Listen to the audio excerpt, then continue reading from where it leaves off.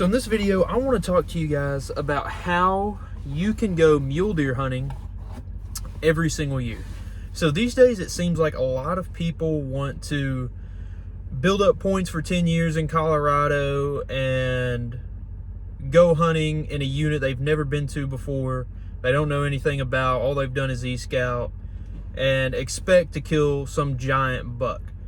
And personally, I would rather go hunting every single year and learn some of these units that may not be some desirable unit, and learn them and be able to kill big bucks on them. Because there's a ton of states, I mean, Colorado, Wyoming, Utah, Montana, all these states have big deer in almost every single unit.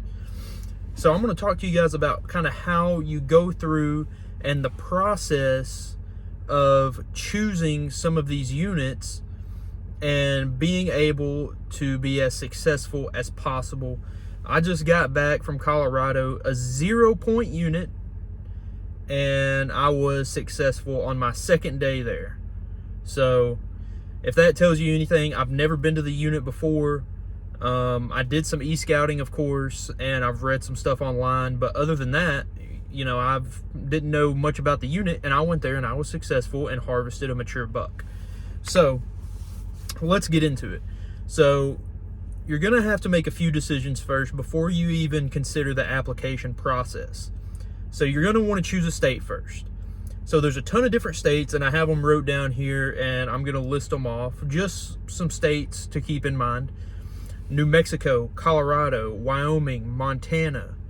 All of those are preference points. Oh, I'm sorry. New Mexico is a random draw. The other ones are preference points. Idaho is random.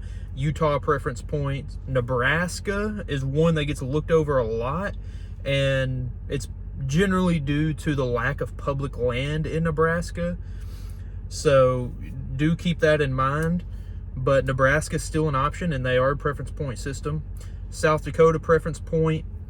California, Oregon, Arizona, and Arizona is also preference point. I believe Washington as well.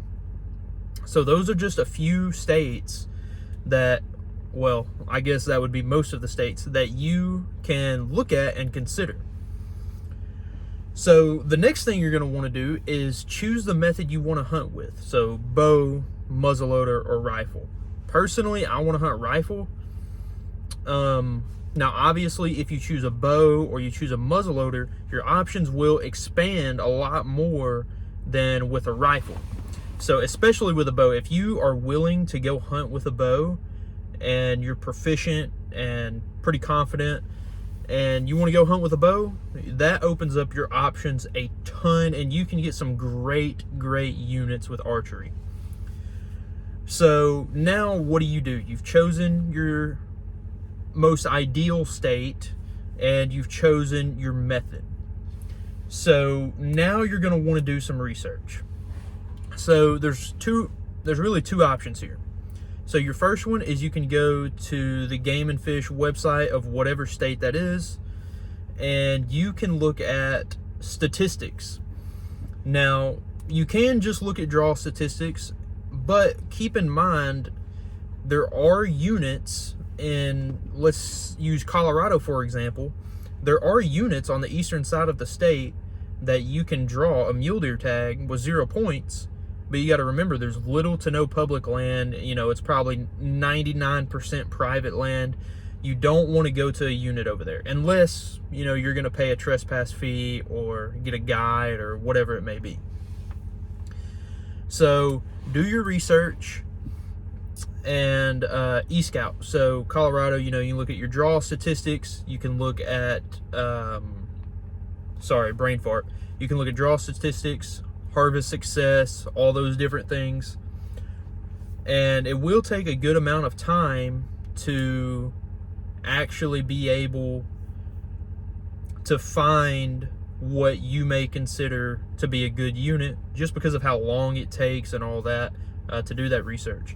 Now there's another tool out there, and it's called Go Hunt Insider. So what Go Hunt Insider does is, I'm not gonna stick on to this too much, But what it does, it pretty much takes all that information out there and it puts it right in front of you.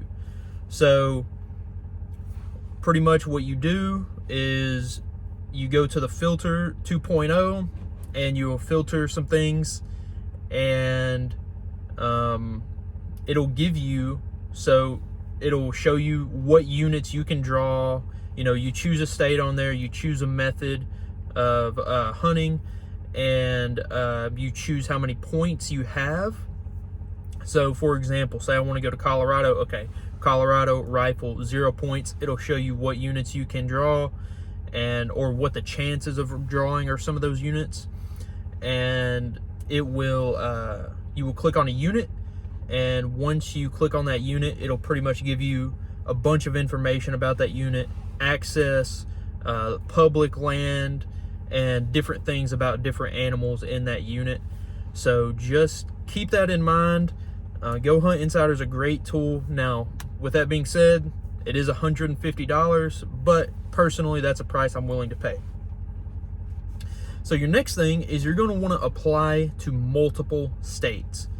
So I know that applying to multiple states can be kind of difficult for some people, because a lot of states will actually charge you the full price of the tag. So you may be throwing away $500, $600, $700, $800, and you know, you won't get that money back for a few months. And I know for, you know, I'm sure there's a lot of people out there that don't have, you know, the money to throw away, you know, $2,000 or whatever it may be, and just have that disappear for a couple months. Although you do get it back, except for the application fee. But that is something that is going to increase your chances much more if you're applying to multiple states. So New Mexico is a good state to apply for because it's completely random lottery draw. So, you know, you may apply to New Mexico, and New Mexico, you do pay the full price, but if you don't get drawn in New Mexico, you'll actually get your money back and have your results back, and then you can go apply for Wyoming, you know, whose draw doesn't end, or application period doesn't end until the end of May. So you could do something like that. You just have to pay attention to the deadlines and all that. So yeah, so that's what you're going to want to do. Remember, pick a state, pick a method, and do plenty of research before applying.